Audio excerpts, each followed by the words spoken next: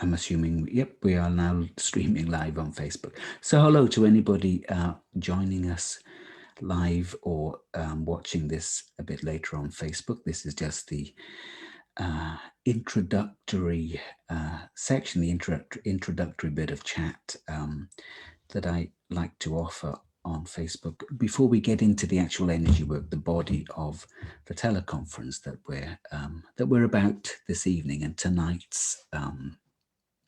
It's tonight because I'm here in the UK. We're at 6 o'clock in the evening and already getting dark, which is a shame. But people all over the world have very different times. So today's teleconference is held by Our Vastness.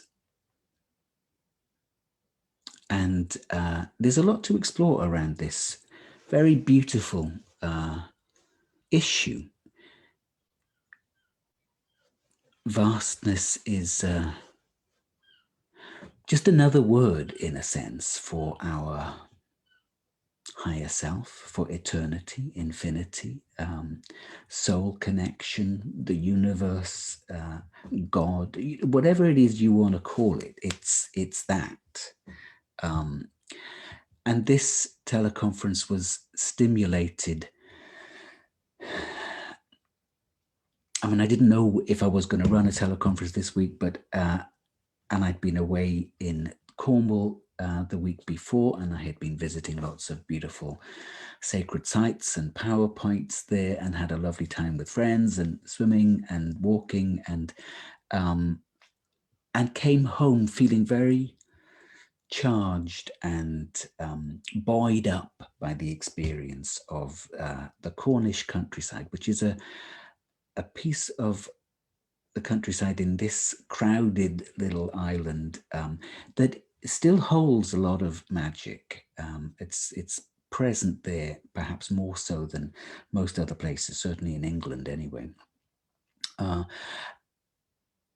And on Thursday, I was asked this question about balance, referring to planetary balance, in a sense. What's the balance on the planet? And as even the question was being asked, I got pulled. It was as if the back of my head just unscrewed, and there was this extraordinary experience of just being pulled out into the vastness of the universe and just hanging there. But I was aware of myself in what I term a universal body, a vast, vast, vast Buddhic shaped body, holding the planet in one hand and the magnifying glass in the other.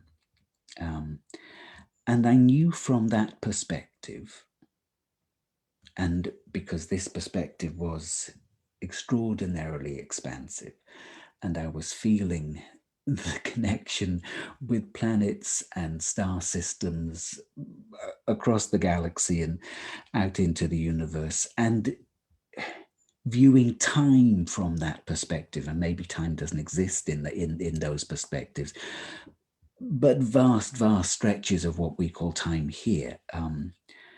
And knowing that what we're experiencing here now on this planet, which seems amazingly turbulent and often really unpleasant and hard and difficult choices, for many people, it's a really, really challenging time. And I don't in any way mean to diminish that. But the perspective of vastness is that this is sort of just part of the rhythm of evolution, the ins and the out breaths of the masculine, feminine coming to balance in different places in the universe. And we're certainly seeing that here. And the vastness, as I was experiencing it, when I'm out in that vastness, it feels extraordinarily spacious, of course, and it doesn't feel as if it's charged with a lot of energy. But from the physical perspective, from the limited perspective of this body, that energy feels highly charged because it's coming from vast spaciousness into the very small spaces of this physical system, cell tissue, patterns, belief systems, emotions, And so that energy streams in and really does some work to shift things. It's very beautiful, very powerful, very rapid.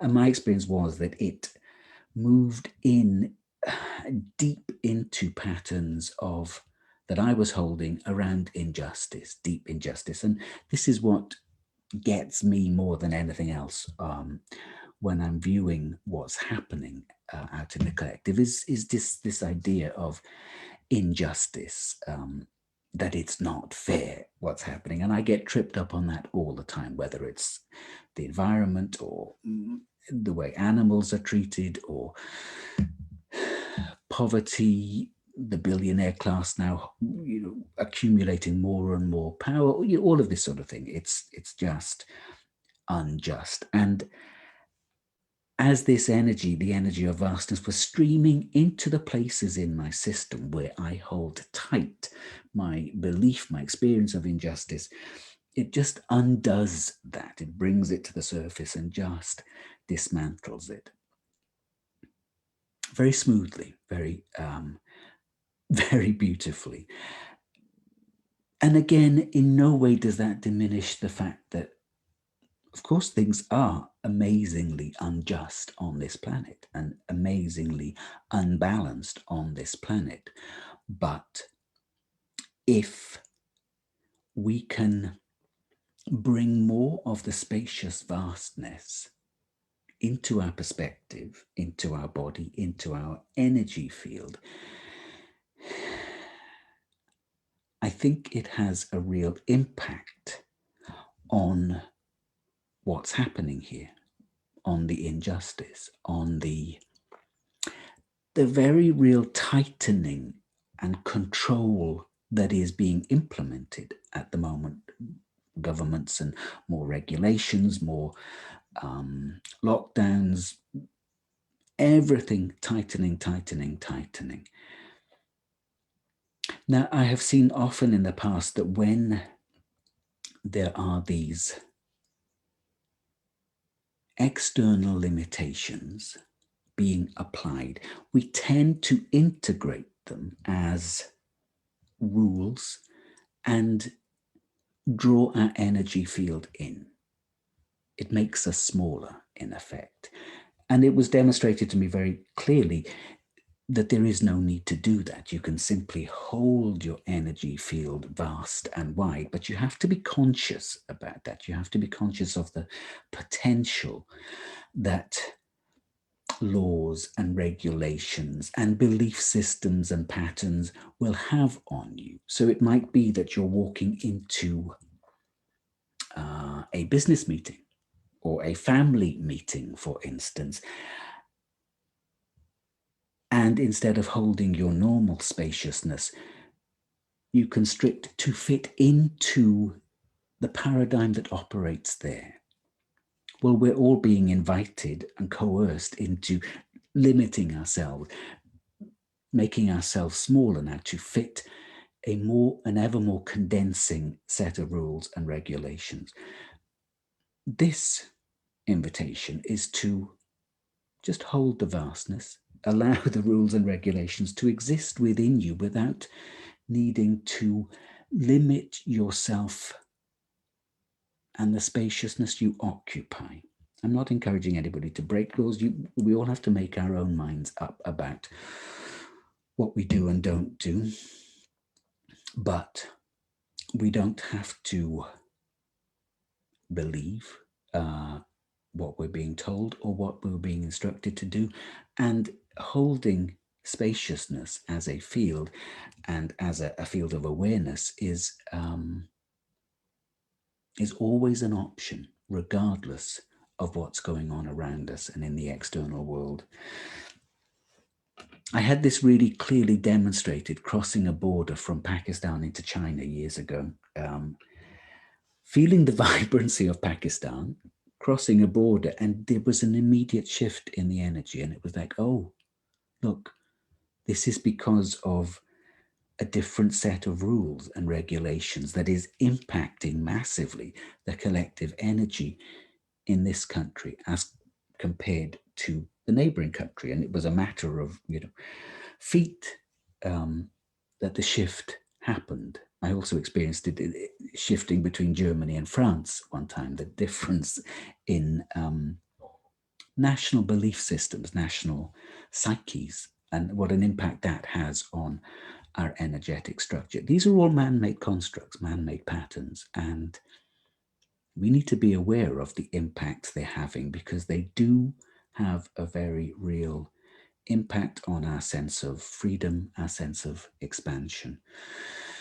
So hopefully what we're doing today will help with that. Now, the last time we met, we did a piece of work that I called Energetic Sacred Activism, where we focused on the weather beings, simply to offer support to them. And that seemed to go really well. I had some lovely feedback from people that attended that. And I do want to do more of that. But what I became aware of was that that might need to be a course. So we will, I look at that over the coming weeks and perhaps create a course as a piece of training, in a sense, because it's really useful to be deeply versed in states of neutrality, so that you can really allow these energies to flow through you without running an agenda. And that's really important in doing this sort of energy work. Otherwise, it will, and I was shown this very clearly, it will come back and bite you on the backside, because if you're attempting to influence things through your belief system of how things should be, that just gets in the way of what the universe might be wanting to unfold. So I'm going to look at that and running a course around that. But yeah, anyway, thank you for joining me for this. And if what you're hearing here on Facebook intrigues you, then there'll be a link underneath where you can access either the rest of this teleconference as a live event, or will you get to access the recording at a later stage.